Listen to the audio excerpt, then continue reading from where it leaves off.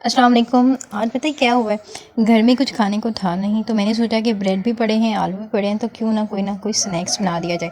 तो स्नैक्स बनाने के लिए मैंने सबसे पहले तो आलू बॉईल कर लिए। उसके बाद मैंने फिर चिकन जो था वो भी मैंने बॉईल कर लिया। इन दोनों को मैंने मैश करके अच्छे तरीके से इसके अंदर मैंने तमाम मसाले डाल दिए, जितने मेरे पास मसाले थे। आपको पता है जो आम हमारे सालन में पड़ते हैं, उसी के अंदर ही मैंने प्याज जो थे वो भी स्लाइस करके अच्छे तरीके से चॉप करके डाल दिए। उसके बाद जी फिर मैंने इसके अंदर डाला है नमक के बाद मैंने इसके अंदर डाली है कुटी मिर्च और फिर लाल मिर्च का पाउडर। ये डालकर मैंने इसे अच्छे तरीके से मैश कर लिया और फिर इसके अंदर डाला काटा हुआ धनिया, बिल्कुल बारीक चॉप धनिया डालना है आपने। वो डालकर इसको अच्छे तरीके से फिर से मिक्स कर लिया। इसमें मैंने डाला अदरक और लहसुन का पाउडर और फिर इसको अच्छे से मिक्स कर लिया। लहसुन और अदरक का पाउडर हमारे लिए ये काम करेगा कि इसमें से स्मेल नहीं आएगी चिकन की। तो जी हाथों से अच्छे तरीके से मैश कर लिया। मैश करने के बाद इसको अच्छे तरीके से गूँध लिया और गूँध कर जी इसको सेट असाइड कर दिया। फिर मैंने ले ली जी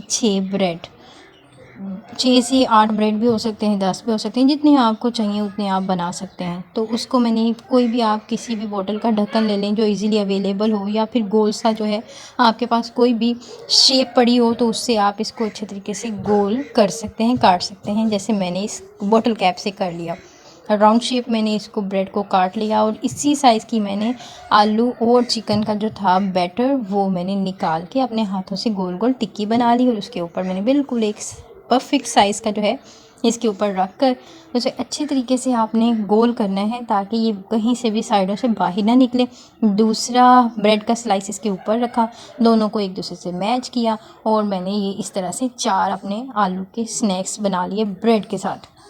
जो बचे हुए मेरे पास ब्रेड्स थे उनको मैंने डाला चॉपर में, हैंड चॉपर में डालकर इसको मैंने बना लिया जी ब्रेड क्रम्स। और ये आपकी ब्रेड क्रम्स की भी रेसिपी हो गई। तो इसको आप खुश्क कर लें, किसी भी खुश्क जगह पर रख कर, ठंडी जगह पर रख कर, धूप में नहीं सुखाना। और इनको फिर आप इस्तेमाल कर सकते हैं डिफरेंट किस्म की जो है रेसिपीज़ के अंदर। लीजिए जी यहाँ पर मैंने ले लिए 2 अंडे और अच्छे तरीके से इनको बीट कर लिया।